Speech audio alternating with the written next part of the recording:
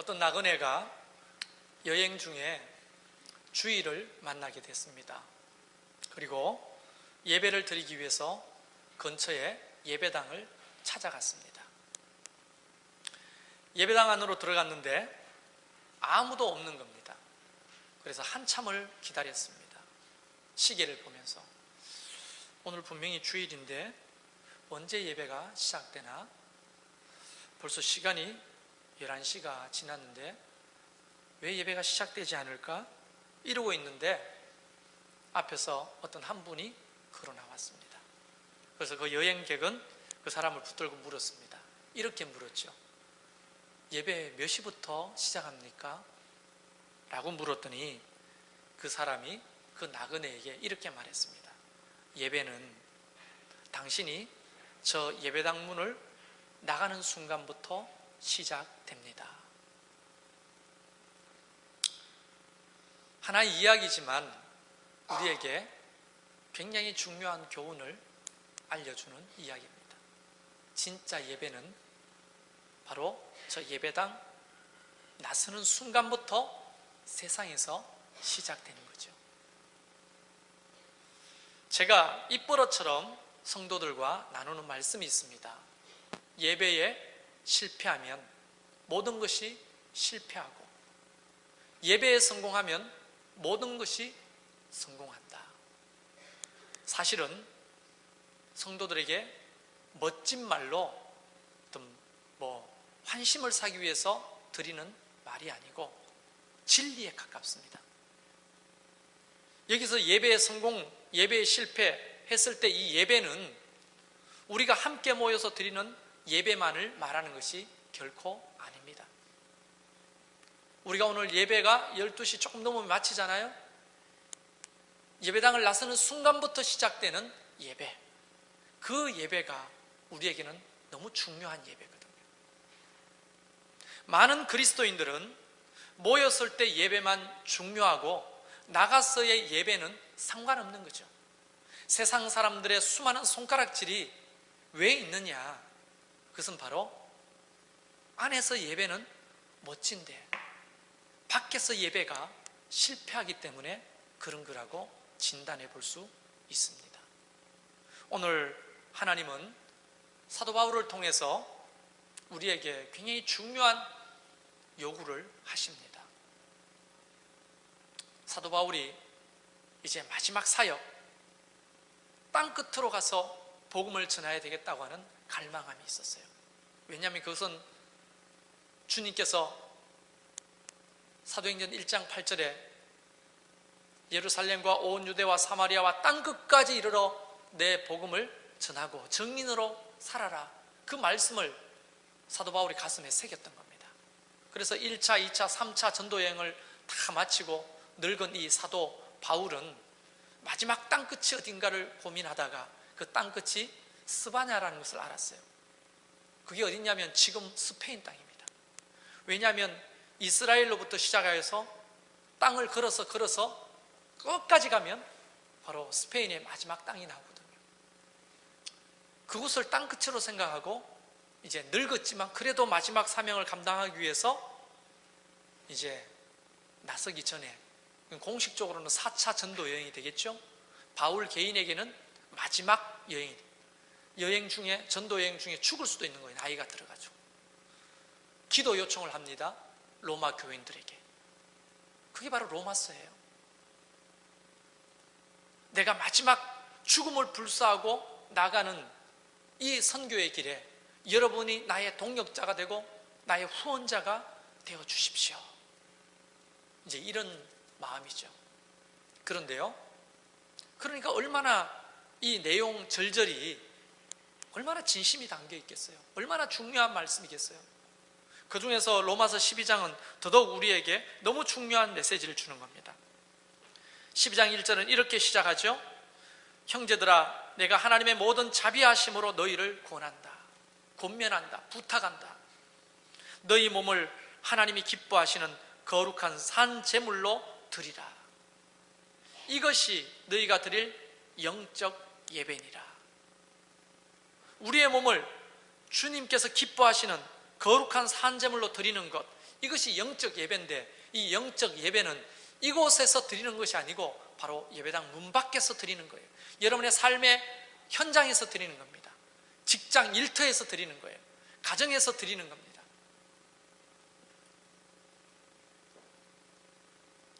근데 여러분, 이 예배당 문 밖에서 하나님 앞에 드릴 영적 예배를 성공하려면요, 꼭 짚고 넘어가야 될 것이 있습니다. 그게 뭐냐면, 세상으로 나아가기 전에 함께 이곳에서 모여서 예배하는 모임, 이것과 바깥에서의 예배가 결코 뗄래야 뗄 수 없는 굉장히 긴밀한 상관관계가 있다는 것을 알아야 합니다. 좀 다른 주제이긴 하지만 이 이야기를 좀 하고 싶습니다. 여러분, 쇠뇌당한다는 게 뭔지 아십니까? 쇠뇌당한다고 하는 것은 우리의 지성 자체가 어떤 원리나 원칙에 완전히 지배당하는 걸 말하는 거예요. 다른 말로 말하면 삶의 기준이 되는 것이에요. 쇠뇌당한 그것이 삶의 기준이 되는 거예요. 한번 쇠뇌당하면 결코 그 쇠뇌당한 것을 바꾸기가 힘듭니다. 우리 북한 사람들 보면요, 우리가 북한 사역을 하다가 간혹 북한 사람들을 만나요. 북한 사람들을 만나가지고 이제 복음을 전하려고 관계를 진작시키고 또 복음을 이렇게 전하려고 뭔 얘기를 하다 보면 깜짝 놀랍니다.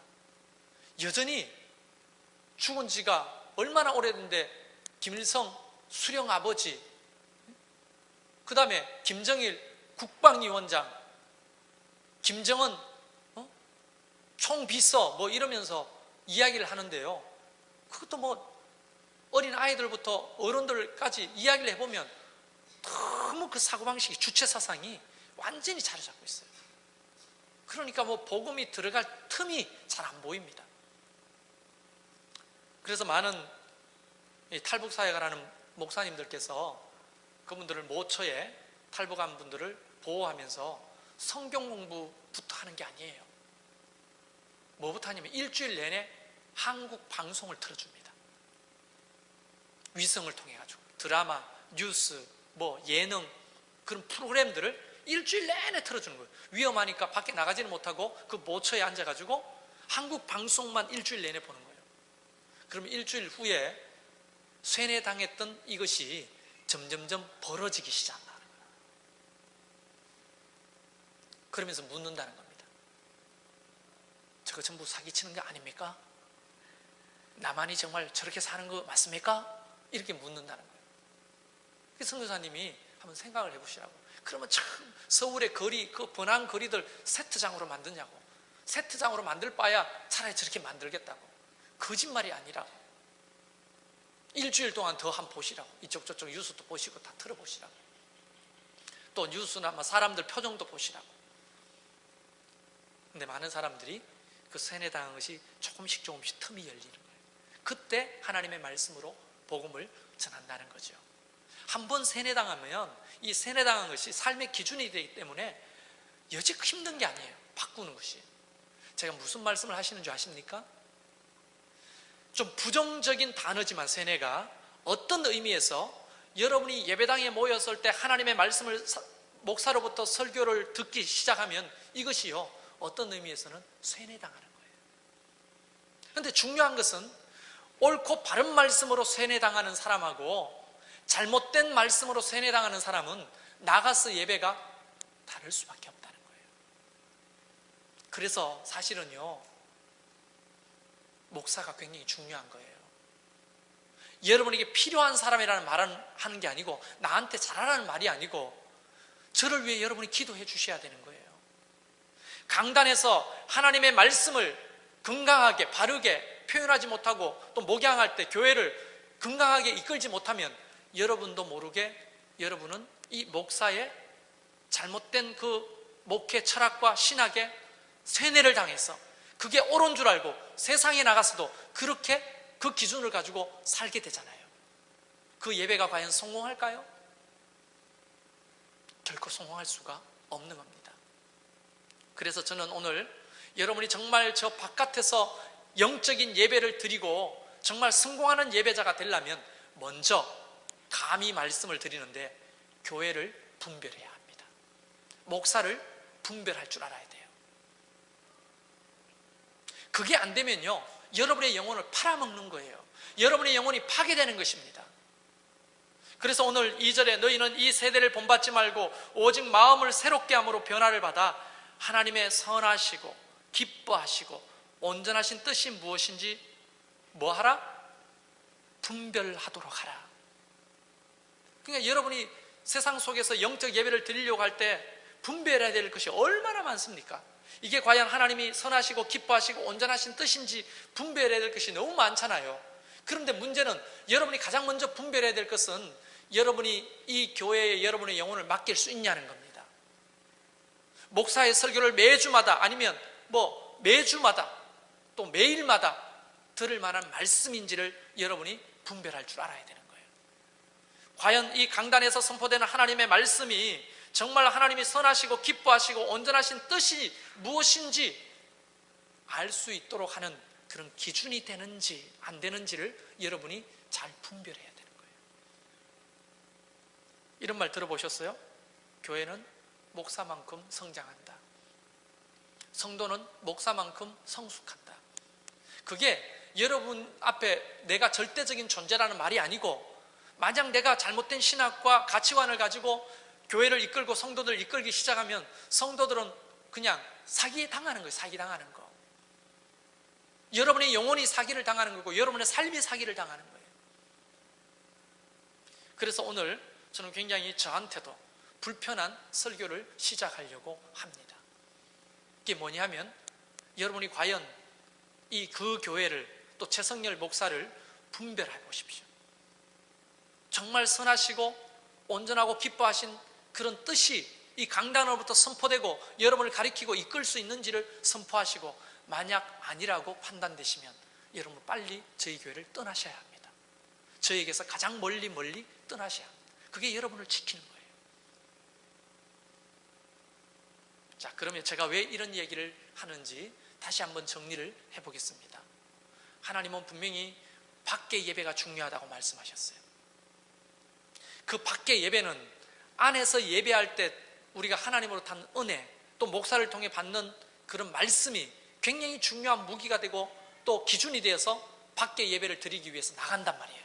이 안에서 무너지면 밖에도 무너지는 게 뻔하단 말이죠. 그래서 이 안의 예배가 살아나야 되는 거예요. 안의 예배를 인도하는 목사의 영향력이라는 것은 너무너무 중요한 것이라는 거예요. 그만큼 하고 제 얘기를 해보겠습니다. 저는 제 직장이 교회죠. 제 일터가 교회입니다. 그럼 일터에서 예배를 드려야 되잖아요. 온전히.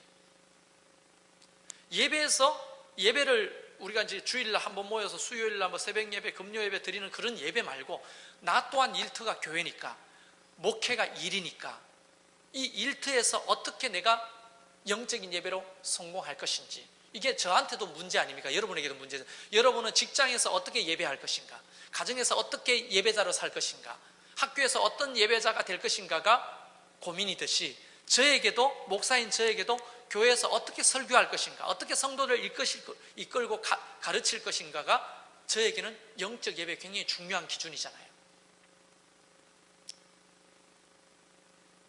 제가 어떻게 이것을 분별하는지를 말씀을 드리면 여러분 적어도 이거 한 가지는 알 수 있겠죠. 저 목사에게 계속 배워도 되겠다. 저 목사의 설교를 계속 들어도 되겠다. 저 목사와 함께 이 교회를 힘있게 세워가도 되겠다. 내 인생과 내 영혼을 맡길 만한 교회인지 아닌지 알 거 아닙니까? 근데 여러분 한두 번 예배 드리고 설교가 좀 귀에 들린다고 이 교회 좋네, 그러다가 망하는 거예요. 저는 이렇게 고민하는 목사입니다. 제 일터에서 저에게 가장 중요한 사역은 설교와 기도죠. 특히 하나님의 말씀은 성도들에게 세상에서 승리할 수 있는 힘이 될 수도 있고 도구가 될 수도 있고 기준이 될 수도 있기 때문에 굉장히 중요합니다. 그래서 저는 이런 분별을 합니다. 설교할 때 이것이, 이 말씀이 성도들을 착취하는 말씀인가? 아니면 성도들을 풍성하게 만드는 말씀인가? 또 이 설교가 목회자의 권위를 세우기 위한 도구로 설교를 사용하는가? 아니면 성도들의 자존감을 높이는 하나님의 말씀인가? 이 설교가 사람들을 율법적으로 얽어매서 교회에 헌신만 하도록 만드는 말씀인가? 아니면 그들이 삶 속에서 진리 안에 자유케 살아가도록 하는 그런 능력의 말씀인가? 성도들을 더 성숙하고 행복으로 이끄는 말씀인가? 아니면 교회의 어떤 야망을 채우기 위한 도구로서 성도를 이용하는 말씀인가? 이런 것들은 저에게 끊임없이 고민되는 주제입니다. 근데 저도 과정일 뿐이기 때문에 여러분이 생각할 때 많은 부분이 연약할 수 있어요. 그러나 적어도 저는 이것을 고민하는 목사라는 사실을 여러분에게 하나님 앞에서 밝힙니다. 왜냐? 그것이 하나님이 선하시고 기뻐하시고 온전한 뜻이 무엇인지 분별하는 중요한 기준이잖아요. 그래서 만약 제 설교가 여러분에게 성도들을 착취하고 목사의 권위를 세우기 위한 도구로, 또 은근히 성도들을 얽어매서 이용하려고 하는 그런 말씀으로 이 강단에서 설교가 계속된다고 하는 것은 여러분 빨리 제 곁을 떠나는 것이 좋습니다. 그 교회를 떠나는 것이, 그게 여러분이 지혜로운 거예요. 분별을 잘하는 것입니다. 그러나 반대로 만약에 저를 통해 하나님이 하시는 말씀이 성도들을 풍요롭게 하고 성도들의 자존감을 세우고 그들을 존중하고 또 그들을 성숙하게 하고 그들의 삶 가운데 행복하게 살도록 능력 있게 살도록 이끄는 말씀이라면 여러분은 저와 함께 하시기를 바랍니다. 그걸 봐야 잘 분별하시라고요. 또 저는 어떻게 분별하냐면 교회가 뭔가 라고 하는 고민을 끊임없이 합니다. 여러분, 한국에는 교회가 8만 7천 개가 넘습니다. 이 진접 안에도 제가 차 타고 다니면서 세운 교회가 20개가 넘어요. 이 진접 택지지구 안에. 그런데 또 하나의 교회가 세워지는 게 무슨 의미가 있습니까? 한국 땅에? 만약 의미가 있으려면 진짜 교회다운 교회일 때는 의미가 있겠지만 그렇지 않을 때는 교회는 하나 더 세워지는 게 한국 땅에서는 이제 의미가 없습니다. 교회 없는 데가 어디 있어요? 건물이 따닥따닥 붙어 있는데 여기도 교회가 있고 이 건물에도 교회가 있고 또 어떤 건물에는 7층의 교회가 있고 4층의 교회가 있고 이게 무슨 의미가 있냐고요, 하나님 나라 안에서. 그래서 저는 생각합니다. 어떻게 분별하느냐? 하나님, 교회 건물을 과다한 헌금으로 수백억짜리 정말 번듯한 건물을 세우는 것이 교회에 지향해야 될 부분입니까? 저는 아니라고 생각합니다. 처음에 20년 된 이 폐가 건물을 정하고 이것을 리모델링 시작할 때도 그런 기준이었어요. 교세를 자랑하고 허세를 세상에 부르는 교회가 돼야 됩니까? 큰 땅, 큰 교육관, 무슨 큰 예배당으로 허세를 부르는 게 교회의 기준입니까? 저는 아니라고 생각합니다.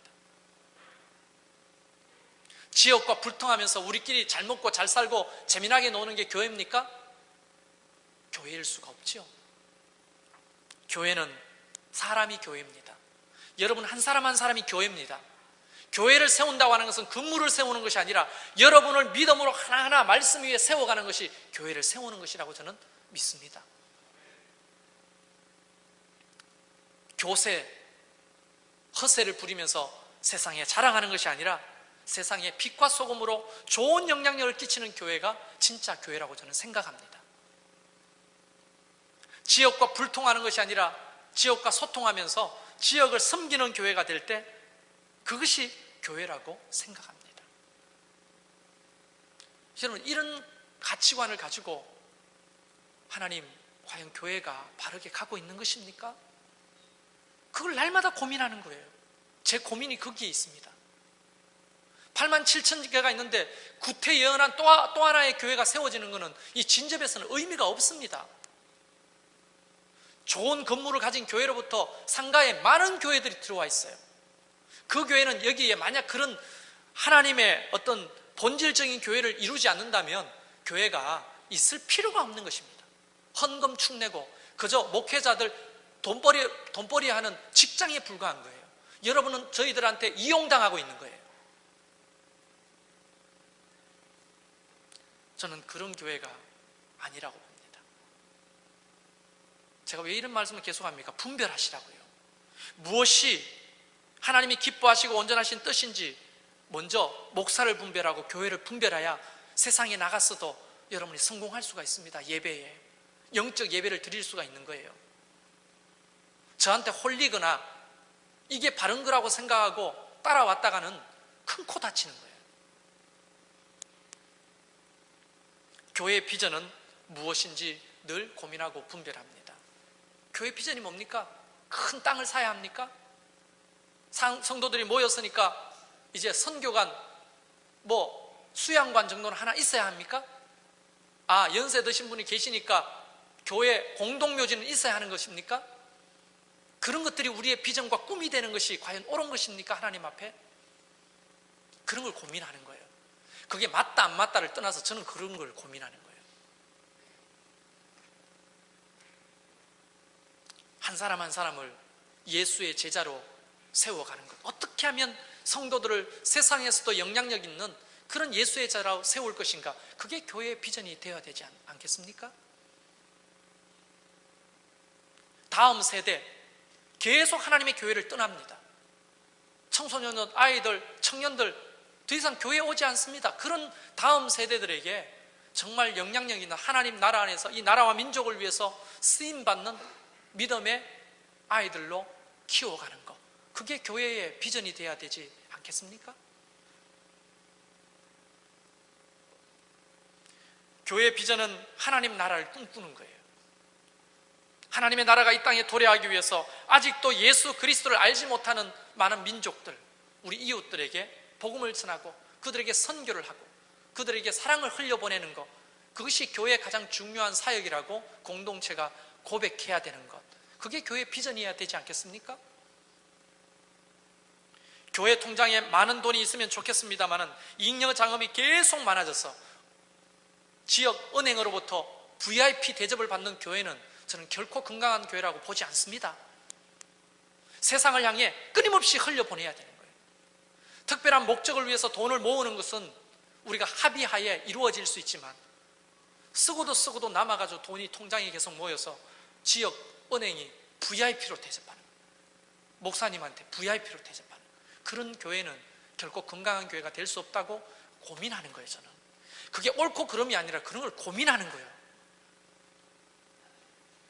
그래서 우리 교회 통장에 돈이 없는 게 아니고요, 고민하는 겁니다.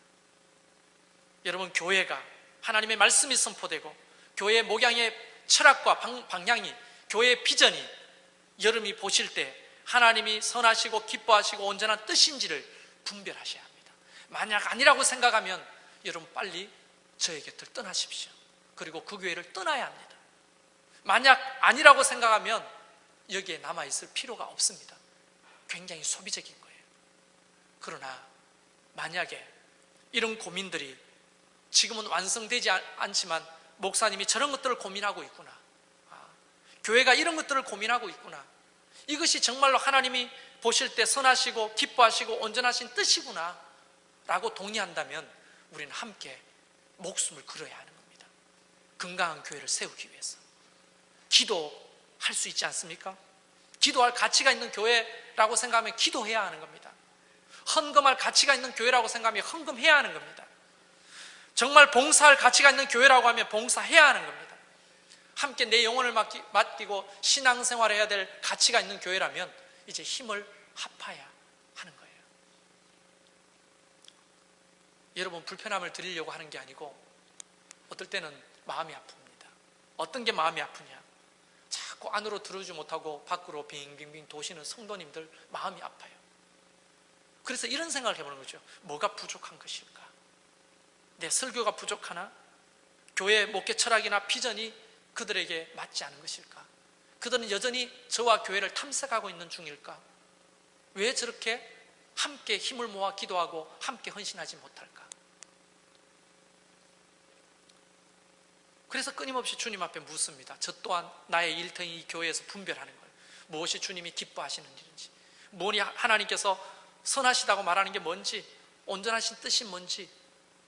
그래서 제가 건강한 관점을 가지고 설교하고, 건강한 관점을 가지고 교회를 이끌고, 건강한 관점으로 교회 비전을 함께 이루어 나갈 때 여러분도 거기에 부정적인 의미지만 여러분을 이해하기 위해서 세뇌당해서 그 좋은 기준을 가지고 세상에 나가서 영적 예배를 성공할 수 있게 되는 거예요. 근데 목사가 자칫 잘못된 기준과 어떤 말씀으로 분별해가지고 이게 옳다고 계속 주장한다고 생각해 보세요. 그건 정말 대형 참사입니다. 사람의 목숨만 죽는 것이 대형 참사가 아니고 영혼을 죽이는 것이 정말 대형 참사 아닙니까? 사랑하는 성도 여러분, 우리는 하나님으로부터 영적 예배를 드리라고 명령받은 사람들입니다. 세상에서 드리는 영적 예배 성공하려면 우리 교회가 건강해야 합니다. 이것이 모판이 되어서 이곳에서 우리가 건강한 기준을 잘 듣고 배워서 세상을 향해 나가서 그렇게 살아보는 겁니다. 예배자로. 근데 제가 건강하지 않으면, 교회가 건강하지 않으면 그것은 다 사상 누각에 불과한 거죠. 그래서 여러분이 저를 위해서 기도해 줘야 되는 것이고 교회를 위해서 기도해야 하는 겁니다. 단장 여기서 결론을 지으라고 말씀드릴 수는 없지만 이런 것들을 고민하는 목사입니다. 아직 저의 인격도 부족하고 저의 신학적 깊이도 부족하고 설교하는 것도 부족하고 여러 부분 부족하지만 적어도 이런 부분을 고민하고 기도하고 있는 목사라는 사실을 알아주십시오. 그리고 함께 기도해 주십시오. 만약에 여러분의 영혼을 맡길 만한 목회자고 맡길 만한 교회라고 생각하면 함께 헌신해 주십시오.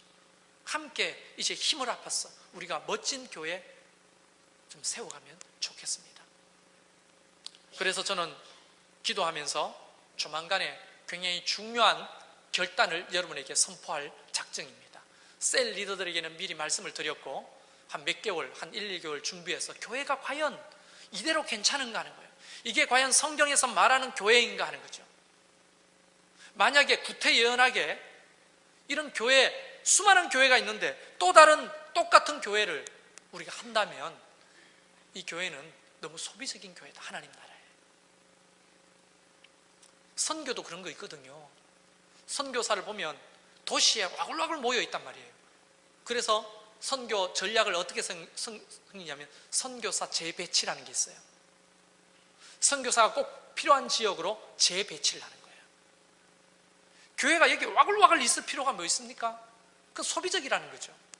그래서 재배치를 해야 되는데 역할 분담. 성경에서 말하는 교회, 정말 하나님이 세우시기를 원하셨던 우리 교회 이름처럼 하나님이 디자인하신 그 교회가 이대로 괜찮으냐, 이런 셀 모임, 이런 조직, 이런 역할, 이런 분위기로 괜찮으냐는 거예요. 하나님이 세우시려고 했던 교회로 회귀하는 것, 그게 개혁입니다. 개혁은 시스템을 바꾸고 또 새로운 어떤 시스템을 가지고 오고 또 내지는 무슨 조직을 새롭게 하고 건물을 뭐 새롭게 하고, 이게 개혁이 아니라 진짜 개혁은 말씀으로 돌아가는 거예요. 원래 하나님이 세우려고 했던 교회로 돌아가는 거예요. 그런 것들을 고민하고 있습니다. 그래서 무엇이 가장 우리 교회가 지향해야 될 교회인지를 제가 기도하고 분별하고 있습니다. 제가 정리가 되면 그것을 여러분에게 선포하고 함께 그런 것들을 좀 만들어가면 좋겠어요. 이단 신천지가 판을 펴고 진짜 교회가 뭔지 헷갈리는 이 시대를 살잖아요. 그럴수록 우리가 더 성경 말씀에 하나님이 선하시고 기뻐하시고 온전하신 뜻이 뭔지를 분별하는 저와 여러분이 되기를 주의 이름으로 축원합니다. 오늘 우리는 영적 예배를 명령받은 사람들입니다. 여기가 중요합니다. 여기서 실패하면 밖에서도 실패할 가능성이 높습니다. 그래서 이곳이 과연 옳은 곳인지 분별하시라고 제가 제 생각들을 여러분에게 나눠드렸습니다. 만약 정말 가치 있는 것이라고 생각하면 함께 힘을 모아주시고 함께 기도해 주시고 헌신해서 정말 모델이 될 만한 멋진 건강한 교회를 함께 만들어가기를 주의 이름으로 축원합니다. 우리 이 시간 같이 기도합니다.